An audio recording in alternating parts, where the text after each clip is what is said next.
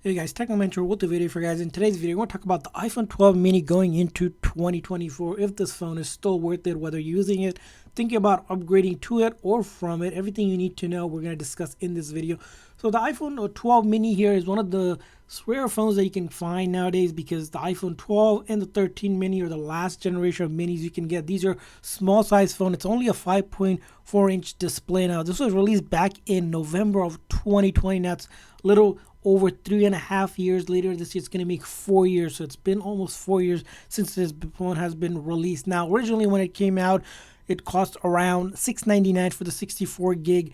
For the 128 gig you paid around $749, and 256 gig, which is the most you can get, cost around $849. Now, of course, Apple no longer produces this or sells it brand new. So if you're looking for this phone, you're most likely looking at eBay, which I'll leave some link in the description section, which is going to cost you around $200 to $250 depending on the storage size you can get this phone in. Now, this phone build is pretty unique in the sense, as we mentioned, it's a 5.4-inch display, so really tiny for an all-screen phone. Most of the previous generation, like the iPhone 7, 8, and the SE generation, or similar size to this phone, but this is one of the smaller phones you can find in all screen on the iPhone lineup here. So it is made of aluminum and glass back. It has wireless charging capability as well, and it's the very first time on these lineup for the iPhone 12 that Apple introduced 5G, where you can see this 5G M&M wave.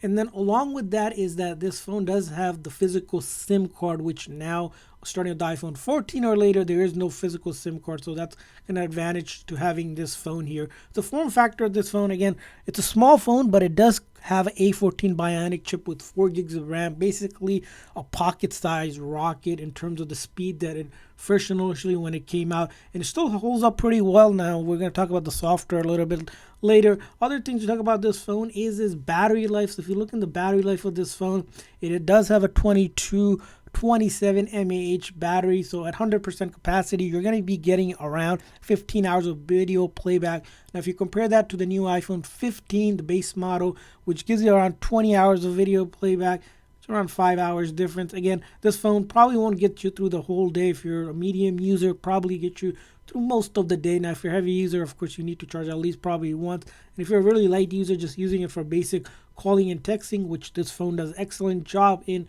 probably can get through the whole day with this phone. Now another thing we want to talk about is the camera here. So the camera, you might be wondering, it's a small phone, might not have a good camera, but it actually has really good camera with two 12 megapixel back camera, and the front camera is a 12 megapixel as well. So the camera, it's definitely not lacking in that space. You can take some really good photo, even portrait mode as well, with a couple of these filters that are available. And even when it comes to video recording, you can actually record in 4K in 60 frames per second. So a lot there as well. Now going back to the software of this phone. So originally it was released on iOS 14, and it does update to the latest version, iOS 17, which you can take advantage of most of the features that are available on the iPhone 15 because it's just the software that makes the full feature. Now most likely it will get iOS 18 because for the most iPhones that we see, they usually get about at least a minimum 5 year of major support. So you're going to probably see iOS 18 later this year when it does come out. Now when it comes to all of the apps, so you won't have really any issues with any of the apps here, whether you're browsing or using your favorite social media app or streaming app, music app, whatever it is. All of the apps will work without any issues. You can launch any of the app, as you can see here. Sometimes it takes a second or two, but you should be able to update most of the apps that even require update by going into the App Store, downloading your most favorite app. All of them are pretty much compatible with your iPhone 12 mini on the latest iOS version. And that's important because as phones stop getting major updates like we see with the iPhone 7 and 8, apps stop working, but that won't be the case with the 12 mini going into 2024 and the remainder of the year. This phone most likely will still be good to this year, even into next year without any issues. So you're not going to be having any issues with this phone whatsoever here. And that's a good part about this phone. And the other thing is, if you're looking for a gaming phone, again, this is good for lighter gaming. I wouldn't recommend something for heavier graphic gaming that are meant to be played in the console. And the reason why that is because, again, it does have a good again 4 gigs of RAM, but for heavy graphic gaming sometimes it's not going to give you the best performance, so you might consider again something newer, maybe the iPhone 14 or the 15 base models as well for that kind of gaming if you're looking for that kind of experience on it. But again, basic gaming like 2D gaming, even some 3D gaming will work pretty well, and you can still game pretty much. The battery life isn't the greatest, but again, for graphics, it pretty much holds up really well for it. So, in our conclusion of the iPhone 12 mini, is it good in going into 2024?